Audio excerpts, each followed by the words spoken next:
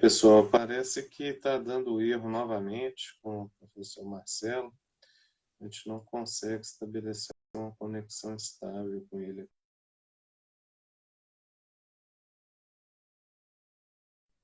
Ele entra, mas cai o tempo todo.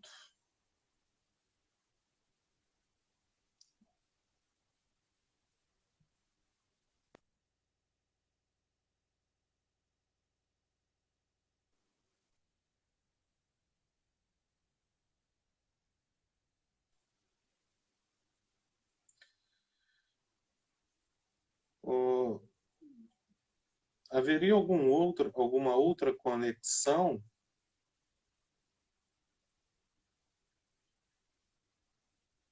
Será que, Dani, tem um outro Instagram que ele possa solicitar aqui, para a gente entrar por ele, talvez? Ah, ok. Deixa eu ver se essa pessoa aqui eu consigo entrar com ele.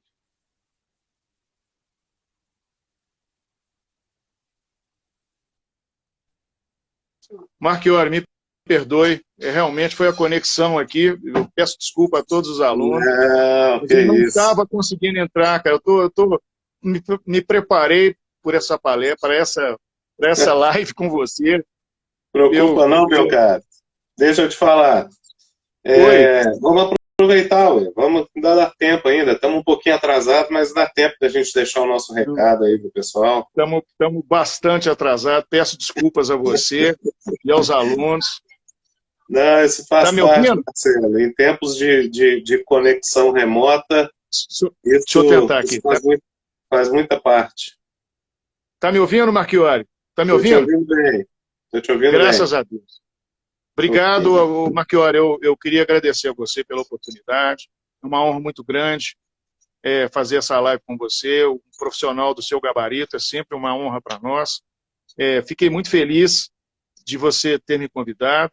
Eu espero aí passar um recadinho aí para os alunos sobre compliance trabalhista, um tema tão importante, tão atual.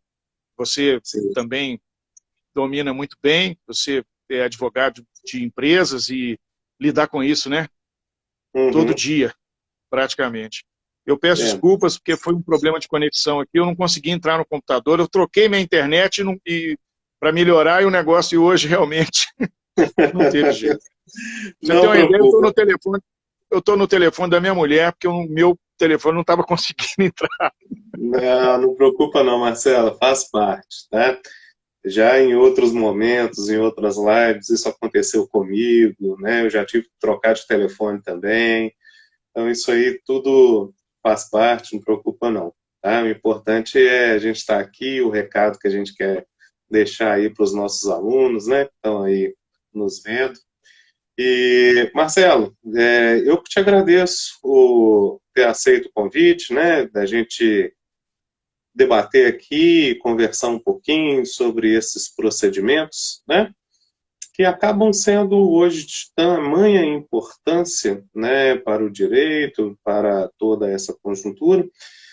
Você que é professor aí na nossa faculdade, na área do direito do trabalho, na área do direito civil, né, então passar essas informações aí para os nossos alunos é sempre bastante bacana, bastante enriquecedor, né? E o tema do compliance, ele é um tema tão bacana que ele estabelece uma interdisciplinariedade, né, com vários segmentos. Então, a gente tem aí essa perspectiva, né, de trabalhar sempre esse caráter interdisciplinar. Eu sempre falo com os alunos o seguinte, sabe? Toda instituição de ensino, ela, por mais que tenha ali uma grande inovação, né, na sua matriz curricular, na sua grade e nos seus planos de ensino, a gente sempre tem uma diretriz, né, que precisa de ser seguida e precisa de ser observada. E é Sem dúvida. exatamente através dessas ferramentas que a gente utiliza, né, desses seminários, desses webinários, dessas palestras, que a gente tenta levar aquele plus, né, aquele conhecimento extra né, que muitas vezes vai fazer com que o profissional que é formado se destaque, né, no cenário jurídico, né, se destaque no âmbito da sua profissão. Entender sobre esses processos se revela cada vez mais importante, né? Ô, professor, eu queria, né, que o senhor conseguisse, assim, a sua grande habilidade, né, de tentar explicar para os nossos alunos o seguinte: de onde veio, né? O que é essa estrutura? O que é essa perspectiva desse compliance? De uma forma assim facilitada, o que a gente consegue entender como essa estrutura? Pois é, essa palavra compliance, na verdade, ela vem do inglês e é uma coisa muito simples. E é uma Uhum. coisa que a gente já fazia, nós advogados já fazíamos isso com o nosso cliente, principalmente advogado empresarial, né, de alertar o cliente. Compliance vem de to comply, quer dizer, cumprir, é Sim, respeitar a regra. Nada mais do que isso. Só que hoje houve uma necessidade, o capitalismo ele entendeu, e o empresário brasileiro está começando a entender, que é preciso cumprir a regra. Apesar de se considerar, né, antigamente, o direito do trabalho, o empregado, era considerado apenas um insumo de produção, um insumo da atividade empresarial. Né? Parecia que não eram pessoas humanas ali. É como, é como diz o Fábio Lhoa, é um direito custo, não é um direito benefício. sim, Né? Então, agora a visão está sendo mudada. O compliance, ele apenas refinou, é um refinamento daquilo que a gente já fazia, né, da consultoria jurídica, né, e sim, abrange a empresa como um todo, né, abrange outras coisas. É uma tecnologia, virou uma tecnologia de cumprir a regra. Como que eu vou fazer o meu empresário, o meu cliente, cumprir a regra? Quanto que vai aumentar de produtividade o fato dele estar cumprindo as normas de direito do trabalho? Né, sim, respeitando o seu empregado, criando um ambiente favorável, zelando pela saúde do empregado, cumprindo as normas de medicina e segurança do trabalho, é, sim, cumprindo as normas das convenções coletivas, né? A questão e o compliance ele facilita muito, né, a gestão trabalhista, a gestão do empregado, porque ele permite que haja uma interação muito boa entre a administração de pessoal, a administração da empresa e a gestão dos empregados. Então, você, por exemplo, você consegue gerir, né, gerir melhor o poder disciplinar que está lá no artigo 2º da CLT. Né? A empresa uhum, dirige, né, o empregador dirige a prestação pessoal de serviço. Essa direção, esse poder disciplinar do Brasil, que é muito amplo, né, em outros países não é tão amplo assim, mas ele é melhor gerido pela compliance, né? Porque como é que eu faço, como é que eu explico para o empresário? O empresário tem que entender que o compliance, uma mão de obra satisfeita, uma mão de obra respeitada, ela aumenta a produtividade na empresa. sim, Então, o empresário tem uma contrapartida, né, ao fazer compliance. E ninguém melhor do que o advogado para fazer um compliance, na minha visão. Porque sim, existem ferramentas importantes do compliance para gerir a mão de obra. Ferramentas que nós já conhecemos, ferramentas que nós já temos aí. Não é nada de novo. É apenas a direção que é nova. Né? sim, A direção que se dá é que é nova. Veja bem, por exemplo, o compliance o compliance ele serve para prevenir litígios trabalhistas, prevenir problemas, multas trabalhistas de fiscalização, ações trabalhistas por dano moral, assédio sexual, ações trabalhistas decorrentes de acidente de trabalho, em desrespeito às normas de medicina e segurança do trabalho, ações trabalhistas, inclusive ações trabalhistas decorrentes da terceirização, por exemplo, sim, que ocorre, é um risco, Então, inclusive, uma das ferramentas do compliance é a gestão de riscos. E isso nós temos que fazer, nós fazemos todo dia isso, né? Nós temos que entender, o advogado trabalhista tem que entender qual é o negócio do seu cliente. Por exemplo, é uma empresa de construção pesada? Ótimo. Então, quais os riscos da empresa de construção pesada no aspecto trabalhista? Questão da segurança do trabalho, questão da terceirização, tem muita atividade terceirizada, né? Questão dos temporários, né? Porque a atividade de construção civil é permanente, mas tem aqueles contratos por prazo determinado. Como é que gerencia aquilo, né? Então, e o compliance os empregados são pessoas diferentes, de valores diferentes, né? Às vezes um vem de uma região os princípios são outros. Então, eu vou dar um exemplo. Eu já tive na minha experiência profissional, né, um funcionário que fez uma brincadeira com outro, brincadeira que para nós talvez seja uma brincadeira normal, mas a outra pessoa ficou extremamente ofendida e partiu para cima, né? Então, o que o compliance ele fala? Uma outra ferramenta importante é o regulamento empresarial. Regulamento empresarial, né, nos termos até do artigo 8º da CLT, e quando a gente estuda o início do direito do trabalho, é fonte do direito do trabalho, né? É uma norma. E ele pode ser bilateral, pode ter a participação dos empregados ali. E o regulamento, inclusive, no Código de Portugal e no Código do Trabalho francês, o regulamento ele é obrigatório. Na França é obrigatório nas empresas de mais de 20 empregados. É obrigatório haver um regulamento na empresa. Quer dizer, o empregador tem que fazer. E o regulamento na empresa é importante, porque ali nós, advogados, e o empresário, ele pode colocar ali não só os valores da empresa dele, a cultura da empresa, porque o compliance é isso, é um choque de cultura, é uma mudança de cultura. A cultura do direito do empregado, direito custo, né, para a cultura do empregado, direito benefício.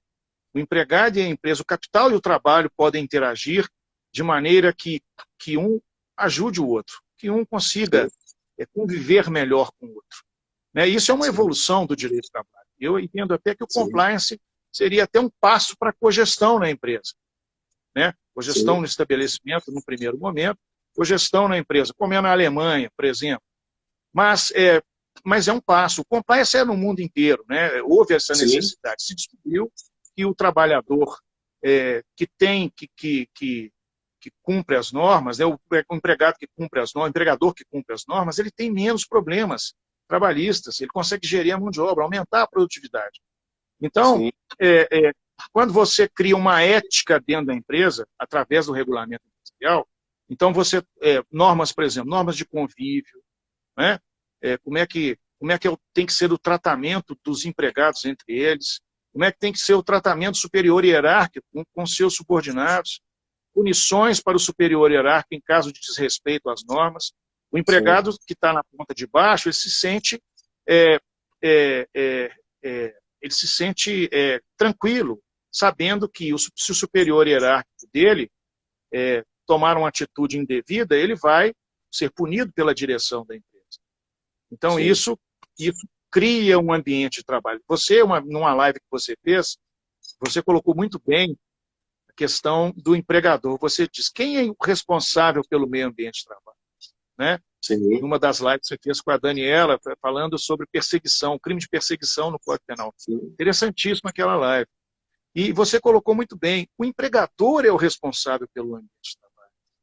Desde que ele assuma o risco, né, nos termos do artigo 2º, ele é responsável por isso. E a melhor forma dele garantir um ambiente produtivo, um ambiente saudável, a pessoa vai trabalhar satisfeita, né, é o compliance, né? Agora, o regulamento e a gestão de risco são algumas ferramentas. Na verdade, você vai usar todas. Por exemplo, a política de advertências, o nosso sistema de justa causa, ele é um sistema muito pobre, digamos assim, né? O poder empregatício é muito grande no Brasil, né? Existe a dispensa sem justa causa, né? Quer dizer, não precisa ter causa nenhuma. Ao passo que em outros países, por exemplo, aplica-se ali o artigo 165 da CLT, né? No Sim. membro da CIPA, né? Por analogia, né? Aqui no Uhum. Brasil seria. Mas eu só posso demitir um sujeito lá por motivo técnico, econômico ou financeiro.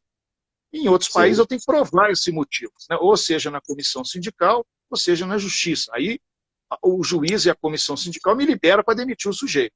Aqui não. Verdade. Aqui o empregado tem o poder total, o empregador, né, desculpa, tem o poder total de demitir, poder Sim. empregatício, né? Fiscalizar, controlar, né? E punir e demitir. E aí, muitas vezes, olhando pelo lado do empresário também, a justiça do trabalho, essa pobreza da justa causa nossa, na minha visão, ela faz com que a justiça do trabalho despreze o empresário, quando ele demite um empregado por justa causa. Fala assim, essa justa causa aí não é nada, não, isso não acontece. O compliance ajuda nesse sentido. Porque como Sim. você não tem uma legislação que faça, por exemplo, a gradação, né? Primeiro a advertência, depois suspensão e depois a aplicação da pena capital, que é a justa causa, né? Isso é complicado, porque no caso nosso, o empregador é que tem que fazer isso. Né? E para não deixar o arbítrio do empregador, né? Para não ficar uma coisa arbitrária, quando a empresa entra em compliance, significa que ela tem uma norma interna, um regulamento empresarial que traça pormenorizadamente, e nós é que temos que fazer isso, como é que vai ser a gradação, né? Como é que vai ser quais os critérios na aplicação da justa causa. E a gente vê na jurisprudência muito disso, né? Tanto de um lado quanto para o outro. Por exemplo, quando a empresa não tem um compliance, vou citar um caso aqui que eu pesquisei, quando a empresa Uhum. não tem um compliance, o tribunal, às vezes, não reconhece, né, a justa causa, ainda que ela seja provada, ainda que ela exista. Porque o entendimento que o tribunal tem, teve um caso de uma empregada pública, né, que é aquela Sim. que trabalha na empresa pública, mas ela Sim. o regime dela Seletista. jurídico é seletista, né? Então ela é uma empregada Sim. pública. Então a Companhia de Distribuição de São Paulo aplicou uma justa causa numa funcionária dizendo que ela tinha programado as férias dela contrariamente ao chefe, à decisão da chefia. Ela antecipou as férias. E Uhum. aí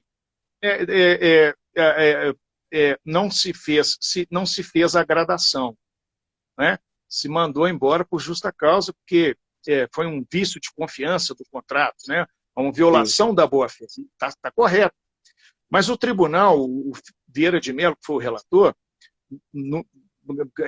ganharam na vara, a empresa perdeu na vara, recorreu, Sim. o tribunal entendeu que, chegou até o TST, só para resumir, o TST entendeu que ela ganhou no TRT, Sim. né, a justa causa, a menina recorreu, e se entendeu que a pena capital da justa causa é uma pena muito grave, então tem que haver a gradação. Por outro lado, se essa empresa tivesse um compliance, um regulamento interno, e fizesse a gradação, ela seria vitoriosa. A probabilidade, né, de vitória na justa causa seria muito provável. Né? Então, o compliance é muito isso, ele seria uma fonte do direito para calçar o empresário, né, para permitir que a probabilidade de haver uma justa causa válida e bem provada seja bastante grande, né? E inibe as condutas também, né? O fato de ter uma norma, né? O direito é um meio de controle social, talvez o mais eficiente, né? Sim. Então isso funciona muito bem na empresa. Né? Canais de denúncia também é outra ferramenta do compliance, né? Que a gente pode implantar lá, WhatsApp, caixa de sugestões, para que os empregados mesmo, se sintam participando, né? E aí o jurídico da empresa poderia, inclusive, a empresa contratar uma outra pessoa, tem que ser independente, porque é melhor, né? E a empresa, então, diante dessa caixa de sugestões, previna, e denúncias, né, claro, previna, chame a pessoa para conversar, quem estiver fazendo uma conduta antiética, né? Sim. Palestras, né? Treinamento. Qual o empregado, ele é admitido, ele tem o estatuto lá da empresa, né? O regulamento interno na mão. E é importante que você pode, o Marchiori e meus queridos alunos, é, é, colocar normas, porque eu vou ser sincero aqui.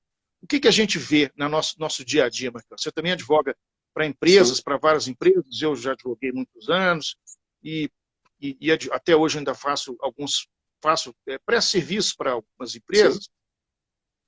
E o que a gente vê? A gente vê empregados, né, principalmente construção civil, que eu lido muito com isso, a gente vê empregados que não têm, primeiro, ele tem uma escolaridade, às vezes, Basta. ele tem uma escolaridade baixa, porque dificuldades da vida que todos nós temos, né, não é fácil, e às vezes ele não teve uma educação muito com princípios muito fortes, né? Então, isso reflete na empresa, né? Então, quando a empresa tem valores bem calçados num regulamento empresarial e você vê aquele clima porque a lei é impessoal, né? A lei é Uhum. impessoal. Quando você tem a lei entre o empregado e o empregador, a coisa fica mais fácil, né? O cumprimento das normas fica mais fácil. O controle Sim. social do empregado é mais fácil. Então, você incute nele a, a, o hábito de respeitar as normas, né?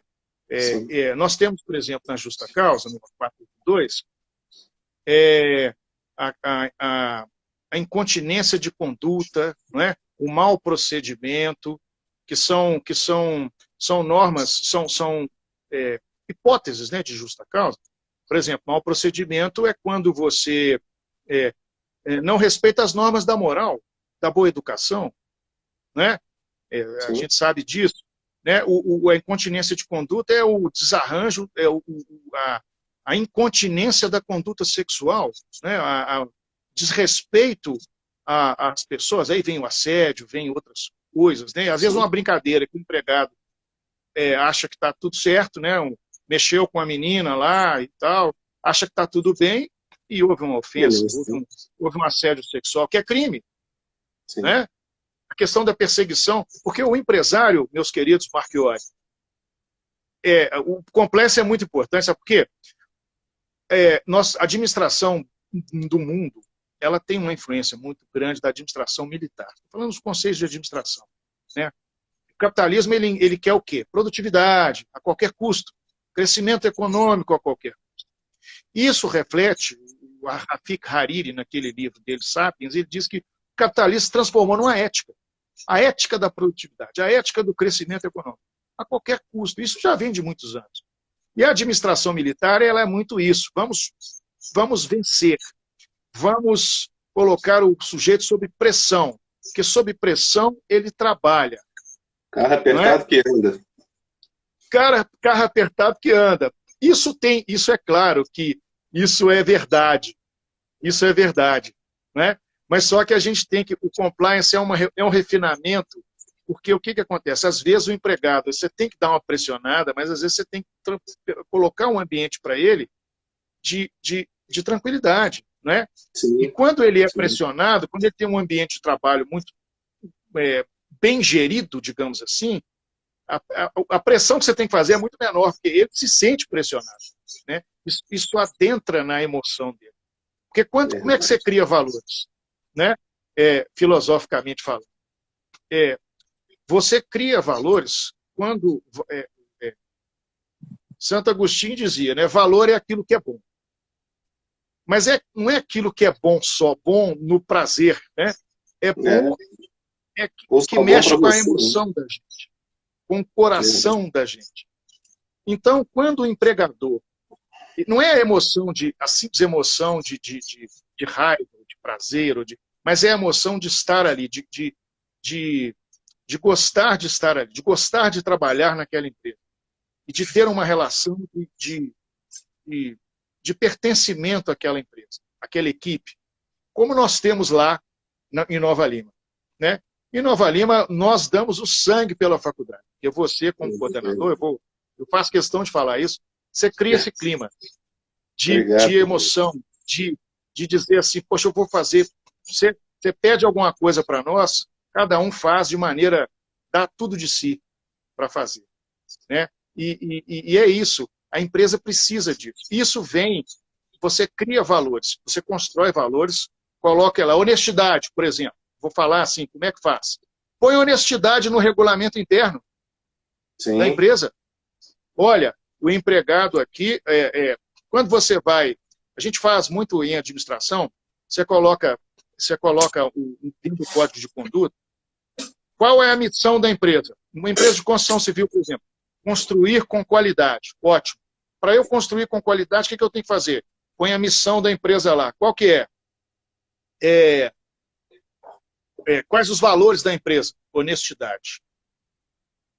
Verdade. Perseverança. Que mais? Cordialidade. Que mais?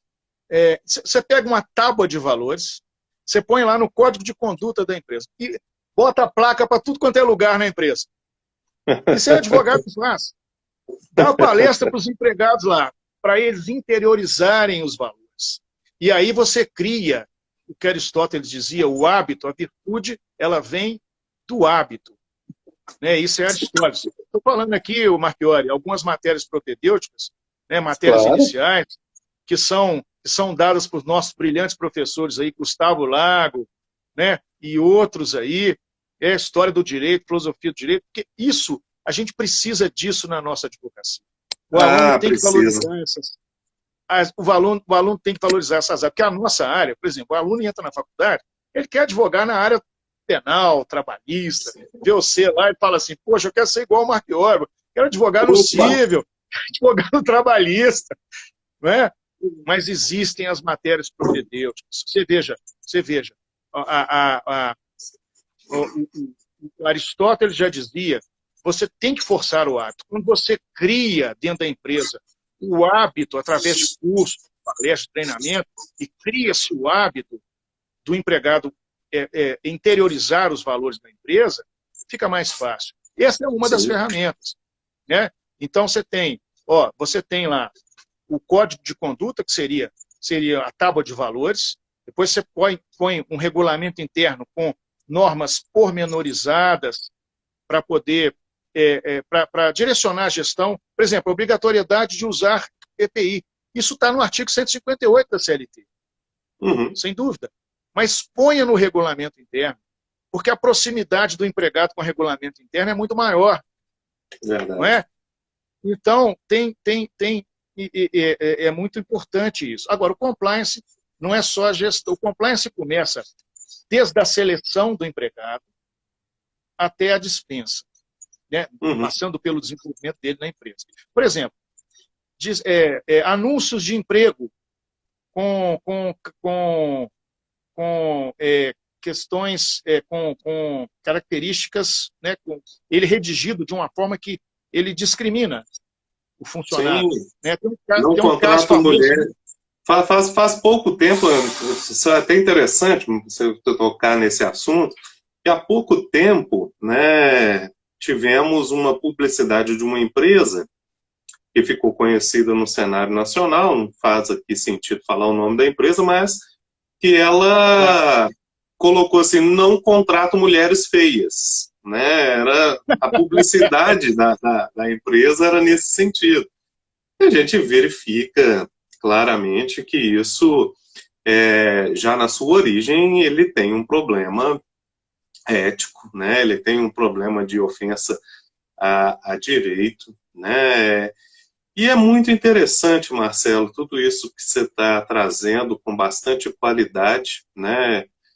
Bastante enriquecedor essa ideia que você traz para a gente aqui, concatenando, né, essas matérias de cunho propedêutico visitadas pelos nossos alunos aí mais no início do nosso curso, né, e casando com essas informações Essa ideia do compliance, como você mesmo bem colocou, né, ela é uma ideia de estabelecer. Eu costumo falar o seguinte: trabalhar com essa ideia do compliance é como se trouxesse um status, né, Sim, pro conceito. sim, Mas eu já estudava na época de docência, ainda na minha graduação, regras que trabalhavam com a ideia de governança, né? A ideia sim, de sim, governança sim, sempre foi sim, trabalhada e é um mecanismo muito adequado para se falar em compliance. Existem alguns termos que o pessoal utiliza que eu acho que traduz bem a ideia dessa perspectiva, né? Que compliance é estar em conformidade, né? É sem dúvida. estabelecer um programa Perfeito. de integridade, né? Então nós temos Sim, duas expressões, né, que você, em todo o discurso que trabalha essa ideia de compliance, a gente acaba vendo isso presente, né? É a conformidade da empresa, como você bem citou, aos seus valores éticos, aos seus valores morais, à sua missão, né, aquilo que ela deseja prospectar para a sociedade, né, em conformidade com a legislação, né, em conformidade com os decretos, com as leis, com os entendimentos jurisprudenciais, né, que esta é uma base muito sim, interessante, sem dúvida. e nós vamos estabelecer ali também uma ideia de gestão de riscos, né? Como você bem colocou, o custo trabalhista ele é um dos maiores custos para o empregador, né? Sem dúvida. Portanto, manter essa saúde financeira da empresa, ela é uma preocupação constante, né? E nada melhor, de fato, de que implantar esse programa de integridade, né? Sim, sim. Estabelecer esse programa de conformidade, estabelecer um compliance, exatamente para adequar o procedimento, e aqui eu até anotei uma das suas palavras, porque eu acho isso extremamente relevante, sabe? Porque muitas vezes alguns profissionais acham que criar um programa de compliance é algo que basta você buscar qual é o procedimento, por exemplo, o que você precisa de avaliar, né, dentro Sim, de uma sim. empresa, Perfeito. e acha que aquilo ali é como se fosse uma tabela do Excel que você responde sim, não, ok, né, Exatamente. tá legal, Exatamente. porque, assim, se você vira para nós e falamos, né, Marcelo, se a gente coloca assim, veja bem, estabelecer compliance é estabelecer um programa de conformidade da empresa com a lei. Ora, é uma obrigação não só da empresa, mas de como todo cidadão, estar em conformidade com a lei, Perfeito. né? Perfeito. Até, Perfeito. até porque é, é inexcusável o desconhecimento da lei, né? Você não tem como se excusar e falar que desconhece essa legislação, então por isso você não aplicou. Não existe essa perspectiva. Então isso Não acaba sendo existe. uma A obrigação. lei de introdução não permite isso. Exato. E aí é que entra essa ideia de estabelecer padrões de conformidade, porque, Marcelo, nem sempre o empresário ele sabe que o seu procedimento ou que os seus processos estão inadequados, né? Sem dúvida. Muitas Sem dúvida. vezes ele não ele age, né? Muitas vezes na intuição, naquele impulso, né? E nós temos aqui diversas circunstâncias, né, que vão levar a erro, a vícios nesses procedimentos.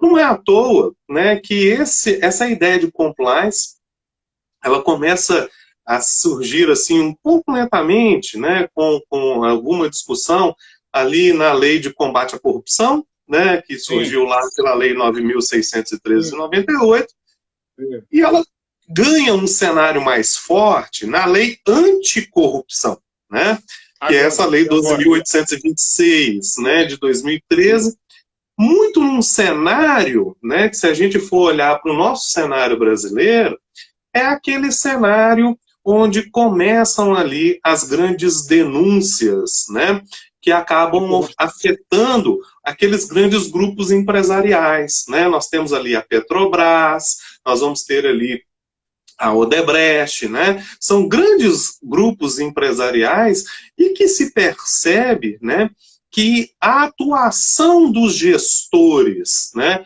muitas vezes não fiscalizada, ou ainda que fiscalizada, não denunciada, né, ela acaba se tornando um elemento prejudicial para o negócio, né? A gente sabe o quanto sofreu essas empresas com a queda aí de seus ativos, né, na Bolsa, em razão dessas divulgações em massa que são registradas, e também apresenta um aspecto nocivo para a própria sociedade, né?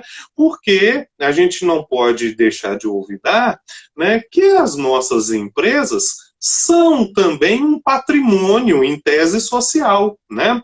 Claro. Hoje, por exemplo, que nós estamos aí aprendendo, o brasileiro hoje ele aprende mais, né, a lidar, por exemplo, com bolsa de valores, né? Então, hoje os brasileiros eles estão cada vez mais investindo na bolsa de valores e buscando, né, esses ganhos diferenciados do capital, que é as simples operações de poupança, né? Ou muitas vezes nem poupança, né? O debaixo do colchão mesmo, né?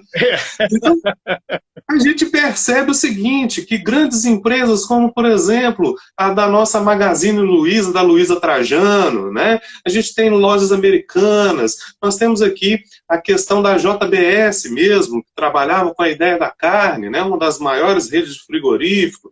Você tem aí a MRV Engenharia, que trabalha na área de construção, a Precon, você tem a Tenda, você tem várias empresas, né, que estão com seu capital aberto, né, e estão ali ofertando seus ativos na Bolsa. E a gente percebe que nas avaliações de risco destas empresas, né, pesa muito os níveis de governança. E quando se fala assim em níveis de governança, o que nós estamos querendo saber? Se essa empresa ela possui um programa de integridade, se ela possui um programa de compliance estabelecido, né? E perceba então que para além dessa perspectiva mínima de redução de riscos, o compliance ele acaba mudando o visual expositivo desta empresa para trabalhar com algumas características de confiabilidade, né? Sim. E essa confiabilidade nos procedimentos, né?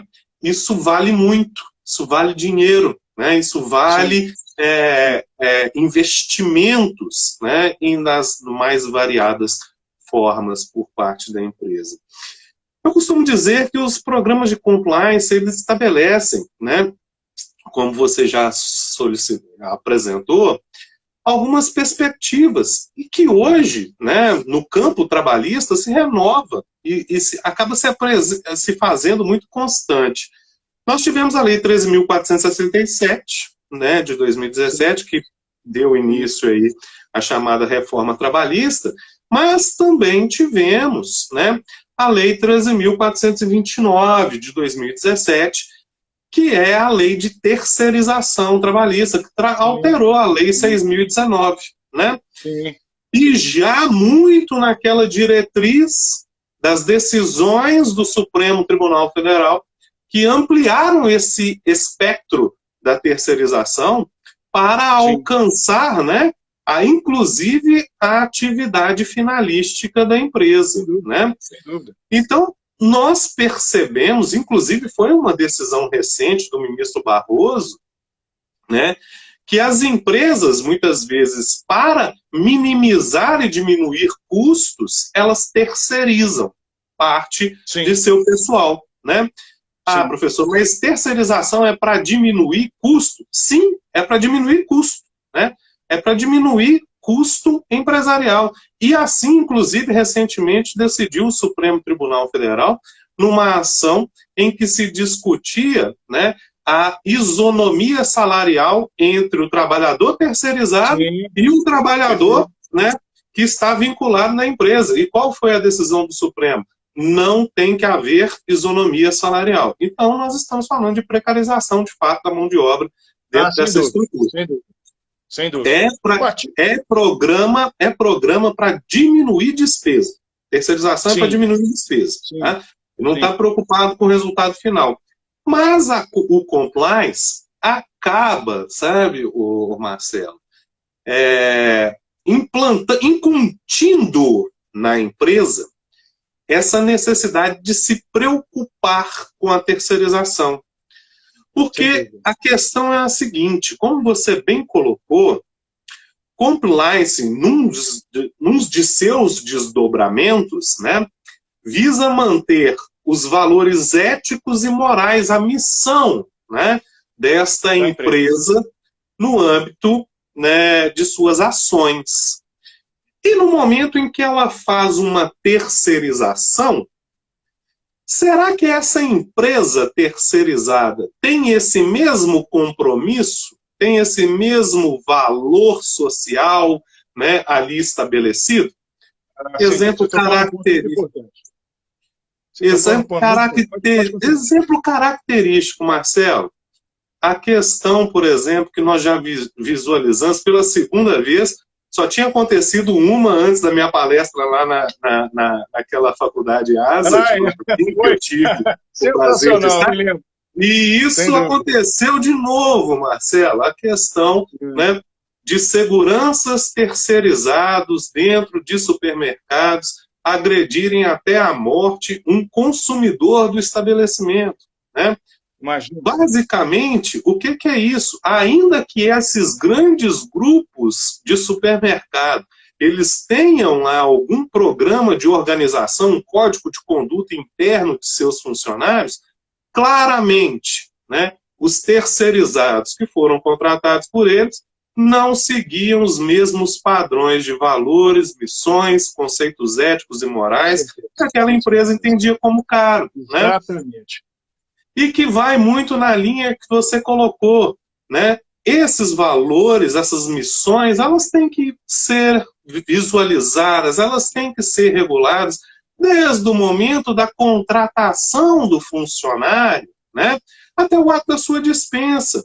E isso, numa perspectiva terceirizada, também tem que ser, né? E é muito interessante isso que você colocou, porque existe diferença. Muitas vezes as pessoas não compreendem isso, né? Uma coisa é você ter um código de ética e de conduta. Outra coisa é você ter um regulamento empresarial. O regulamento empresarial, você muito bem esclareceu, são aquelas diretrizes para lidar com os funcionários, né? Aqueles que estão sobre a sua hierarquia, direta ou indireta, né? E eles vão cuidar dentro dessa perspectiva. Já o Código de Ética e de Conduta, ele é um âmbito de regulação interna e externa da empresa. Né? Esse código de ética e valor, ele tem que ser observado pelos próprios atuantes ou gestores e colaboradores dessa rede empresarial, mas como também pelos fornecedores, pelos clientes, pelas empresas terceirizadas que com ela contratam. Né? E aqui que se estabelece essa perspectiva, né, de controle dessa análise. Né? É dentro dessa linha que a gente trabalha com a ideia de prevenção de riscos e prevenção de problemas, né, que possam acontecer ali nesses procedimentos. Com a própria promulgação, né, Marcelo, da reforma trabalhista, nós tivemos que vários departamentos, eu fiz muito isso porque nós já estamos, querendo ou não, nós já estamos falando de quase 4 anos, né, em julho agora, fazem 4 anos de vigência dessa nova legislação. Né?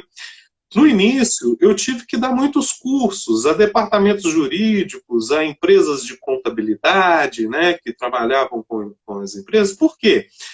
Porque muita coisa foi alterada, né? A gente não pode falar de uma simples reforma. Houve toda uma reestruturação do próprio direito do trabalho. E dentro dessa perspectiva, né, essa ideia de conformidade ela se fez mais presente, né, uma ideia das empresas terem a obrigação de reformularem os seus procedimentos, né? Sim.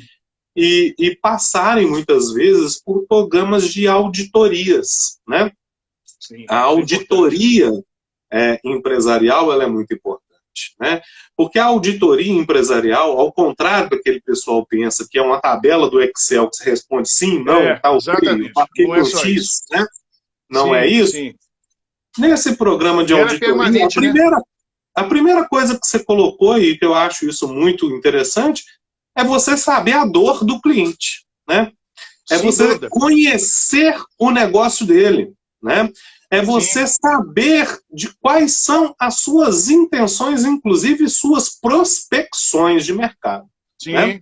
com certeza. Porque não adianta em absolutamente nada, como a gente já colocou, você chegar para o cliente e falar assim, olha, meu amigo, você tem que cumprir a lei. Disso ele já sabe. Né? Mas aí ele vai te colocar assim, mas doutor, eu tenho um objetivo. Isso quer dizer que o meu objetivo é contrário à lei? Ou você vai achar um mecanismo para adequar, né? Moldar os meus procedimentos à legislação, né? De forma que eu possa atingir meus objetivos, mas ao mesmo tempo esteja ali em conformidade com a legislação. Né? Acho que a ideia desse compliance, né, a ideia desse compliance trabalhista, passa muito por isso. Né? Você bem colocou dos mecanismos, inclusive, de interações pessoais. Né? Antes de você entrar na live, eu até tinha conversado um pouco com os nossos alunos que estavam aqui, e eu comentei, né? A empresa ele é um grande núcleo social. Né? Nós temos ali várias pessoas que interagem, por menor que a empresa tenha, né? Seja por menos funcionários que tenham, nós temos ali um mecanismo constante de relações interpessoais. Né? E essas relações, por óbvio, né, pela própria falha do ser humano, quando ele não é moldado, né, adequadamente, ela pode dar problemas. Né? E essas ideias que a gente discutiu, que você já pontuou, né, a questão do stalking, que é a perseguição, né, a questão do assédio moral, né, que está muito presente aí, né, nas relações de trabalho, inclusive a OAB de Minas Gerais, a qual a Comissão de Valores Sociais e do Trabalho da OAB de Minas Gerais lançou uma campanha belíssima, né, de combate, diga não ao assédio moral no ambiente de trabalho. Né? Muito bacana. Uma cartilha muito boa. Isso, lançou o TST e aqui a comissão aderiu a essa ideia e já está lançando também palestras expositivas, informativas. Eu acho isso extremamente relevante. Né? E também políticas de assédio no âmbito sexual também, que infelizmente nós tivemos recentemente aí a OIT, né, informando aí que num ambiente laboral, né, num ambiente trabalhista, as mulheres já chegaram a passar numa média assustadora de quase 60% das mulheres já sofreram algum tipo de assédio no âmbito das suas relações de trabalho. Um percentual elevadíssimo, né? E aí, Marcelo, eu me recordo o seguinte, né? Tem algumas empresas, eu já vi isso em várias, tá? De colocar, tentar estabelecer programas de denúncia, né? Programas que vão fiscalizar esse mecanismo. Né? Mas aí o que eles fazem, Marcelo? Eles colocam, por exemplo, uma caixinha, né? Tipo assim, deixa aqui sua denúncia. E ela fica do lado da porta do RH, né? Aí o indivíduo chega lá, né, para formular a denúncia dele. Todo mundo sabe que é ele que está denunciando, né? Que se surgiu alguma análise ali, a questão é dele. Mas é por isso, sabe, Marcelo? Só te interrompendo, é por isso que ficar à vontade. Essa caixinha de sugestões aí, a gente vê, é mais hoje em dia, uma ferramenta boa, porque tem que ser anônima. É claro, a denúncia tem que ser anônima. Sim. Por isso que quando você contrata o compliance, tem que ser a pessoa que vai gerenciar essa denúncia, ela tem que ser contratada, tem que ser independente, não é o RH, é outra pessoa. Ela vai fazer uma triagem dessas denúncias e tal. Geralmente pode ser até o jurídico mesmo que faça isso, né, não da empresa, mas um escritório terceirizado, e mais. Hoje nós temos outros canais, né? A internet, o WhatsApp, cria um grupo lá, né, que a pessoa não precisa o 0800, né? A pessoa liga, não precisa não precisa dar o nome. As grandes empresas já estão começando a fazer isso, por causa do assédio, é muito grande. E o empresário tem que pensar o seguinte, uma coisa interessante que você colocou aí, essa questão de conhecer o seu empregado. Os Estados Unidos tem isso, né? Até para se evitar o assédio, para se evitar outras coisas. E aí o psicólogo organizacional, ele entra muito com relação a isso, né? Conheça o seu empregado. Os Estados Unidos tem isso mais, né? Conheça o seu cliente, conheça o seu empregado. Então você analisa o perfil do cliente, o perfil do empregado, para ver se ele comunga com os valores da empresa. Isso é na seleção.